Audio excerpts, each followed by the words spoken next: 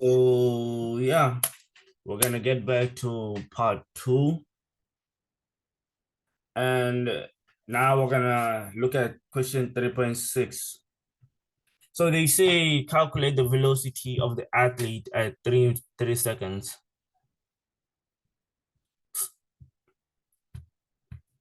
So you're still gonna use the exact same equation. So the equation, velocity is equal to the displacement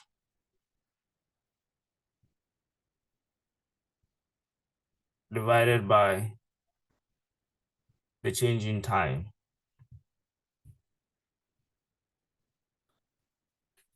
Now, this is gonna be very simple. You can use two intervals to find your answer. You can use this, the whole thing, or you can just use this small interval up here. Because because the athlete is traveling at a constant velocity, you're most likely gonna get the same answer. But if it was at different velocities, to stay safe, use this one because this is gonna be the average velocity. And this is the instantaneous velocity. So just keep that in mind. So here, you're gonna have your velocity is equal to the change in position. So that's gonna be your final position is gonna be 6, and your initial position is gonna be 3, because I'm gonna use the instantaneous velocity for this particular segment, time interval. So you're gonna divide that by your final velocity is 3 seconds. So it's gonna be 3 minus your initial velocity of 1.5.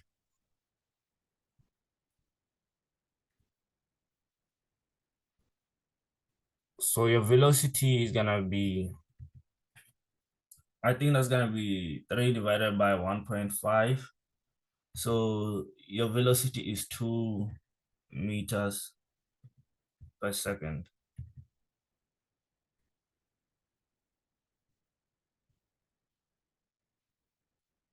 So in this particular case,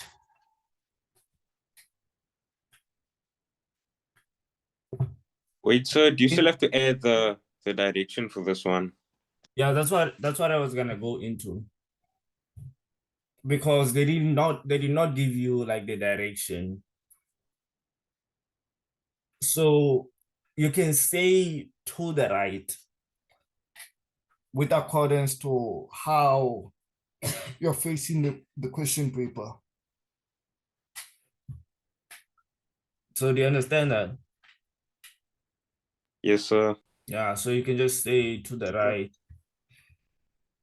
because if they don't give you a sense of direction or an indication of which direction is which, you have to use your own, especially because this question is 4 marks, so obviously they want the direction, or else you'll get 3. So to the right. So that was like 19 marks. Somehow this is 19 marks.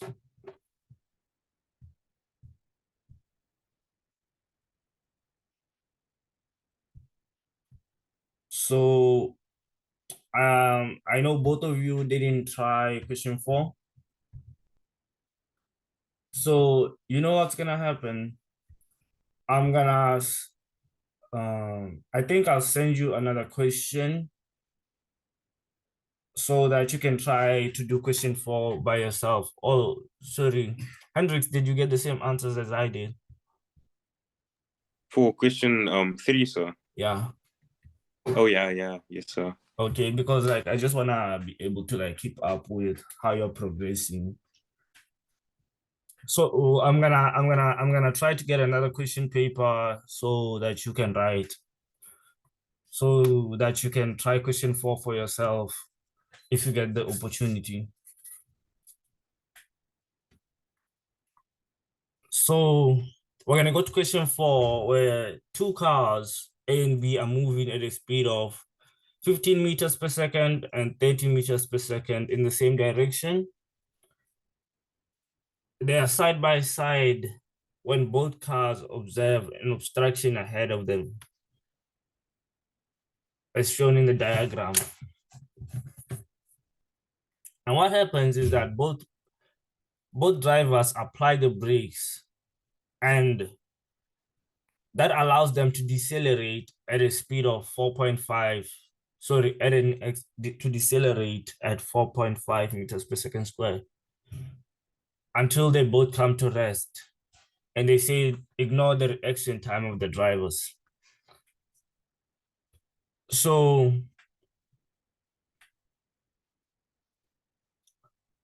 they want you to calculate the time it takes car A to come to a rest.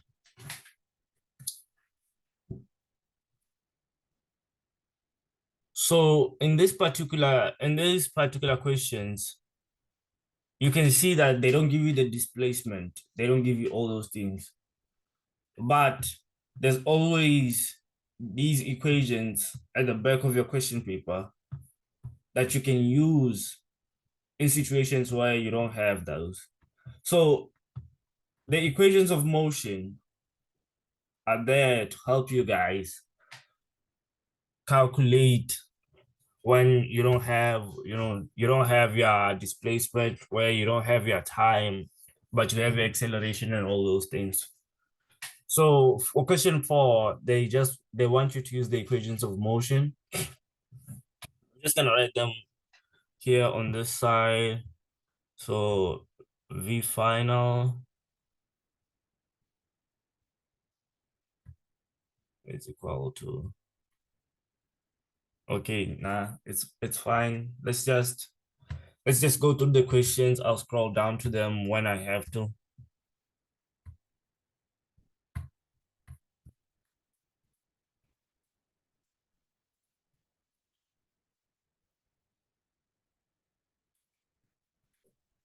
So they want you to calculate the time it takes car A to come to rest. So what you know is that when the car is gonna go to rest, that means its final velocity is gonna be 0. So the equations of motion are based on these type of things. So first you just list down the information you have on car A. So the initial velocity, that's gonna be 15 meters per second. Meters per second.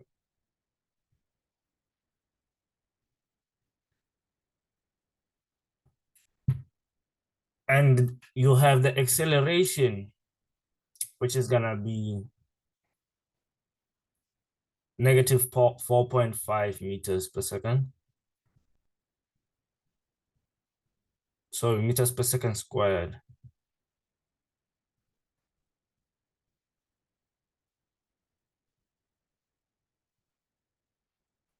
And they want you to find the time it's gonna take for the car to come to rest.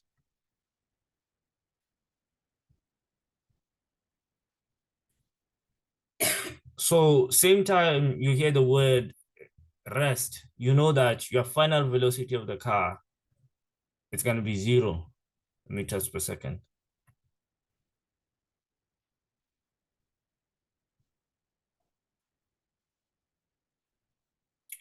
So what you have to do now is that you're gonna go down to your equations of motion and look for an equation that has time, acceleration, velocity, initial and final velocity, but doesn't have displacement.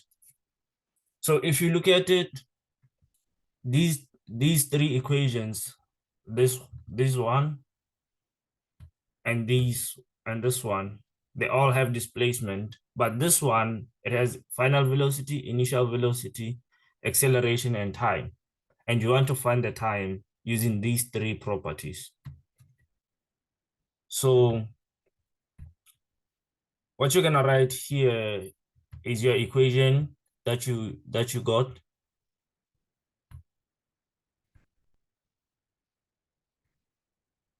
So when choosing equations of motion, always struggle to find the equation with the least amount of unknowns.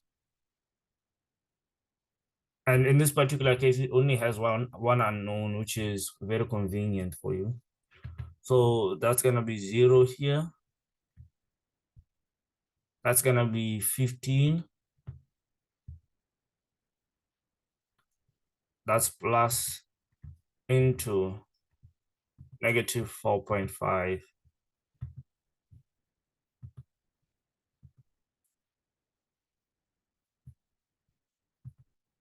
delta t. So this is gonna go this side and it's gonna be negative 15. Negative 15 plus 0. Here, this is gonna be canceled. So you're gonna be left with negative 15 is equal to negative 4.5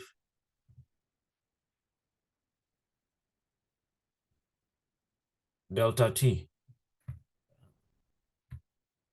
Why is my finger sliding so much? So here there's a comma. And you're gonna divide both sides by 4.5.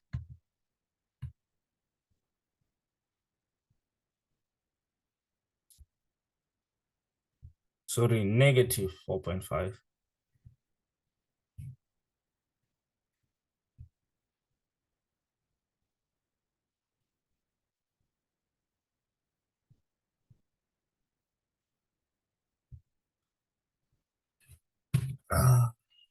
So your answer is gonna be 15 divided by 4.5. That's 3.33 seconds. So, Mr. Hendricks, do you understand it now? Yes, sir. Okay, Trevor, are you still with me? Yeah. Okay. So do you understand how we got to this? Yep. Okay. So for question 4, you're mostly gonna use the equations of motion.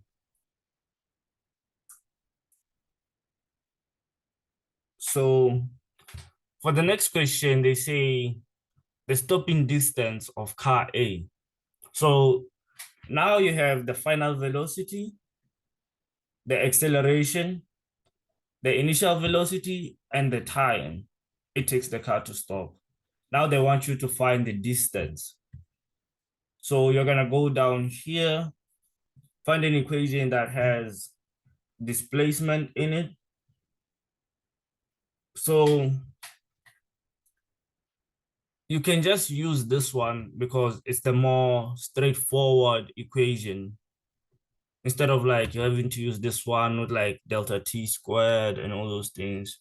I'm just gonna use this one down here. So your displacement is gonna be your V final plus your V initial divided by 2. And all of this is multiplied by the change in time.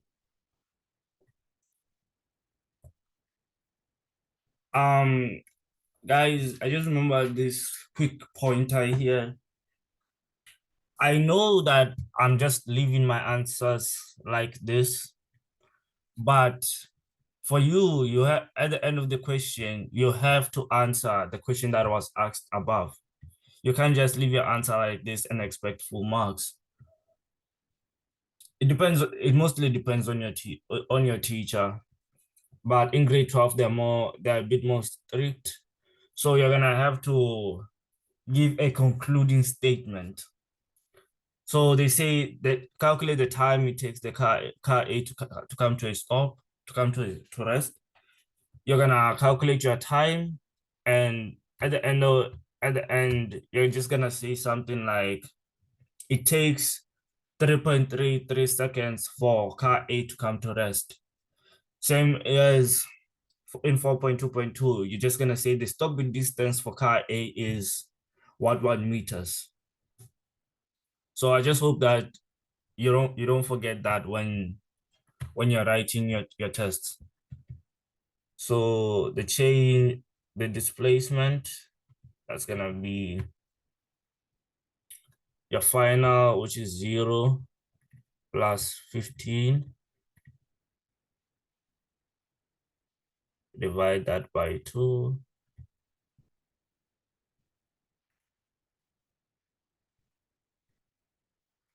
Change in time, which is 3.33.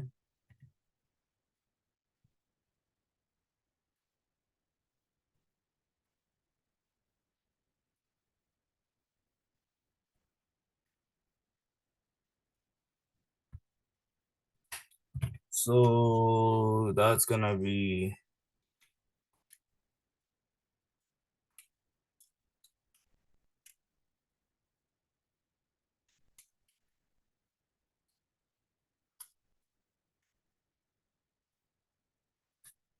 in my case, I got 24.975. So it's gonna be 24.98 meters.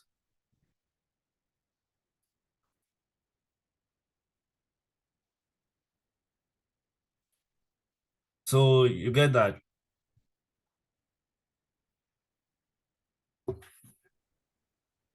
Yes, sir. Okay, so let me just rub this out. So the next question, there's like 15 minutes left.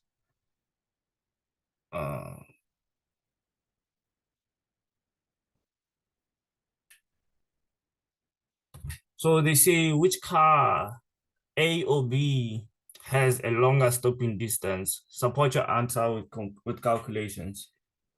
So basically, in this part, they just want you to repeat what you did for car A, and this time you're gonna do it for car B. Do you understand it? So then why is it like 6 marks? They say But the calculate other 24. and not what, sorry? So why is this one 6 marks and the other one's only 4? What must you add on? This is 8. Remember, they just want you to do what you did for car A and do it for car B, right? So Yes, sir. it's a repetition. Here it's 8 marks and here it's 6 marks. So basically, you're just gonna have to calculate the time again, calculate the stopping distance, and compare them. That's why it's 6 marks. Oh, I see. Like the extra 2 marks comes from when you're gonna have to compare them. But if you look at it, you already know that car B is gonna have a longer stopping distance. I'm pretty sure you can tell me, you can tell why. Is it because it's faster, sir? Yeah, it's faster, and they're both gonna decelerate in the same rate, so it's gonna take longer to stop.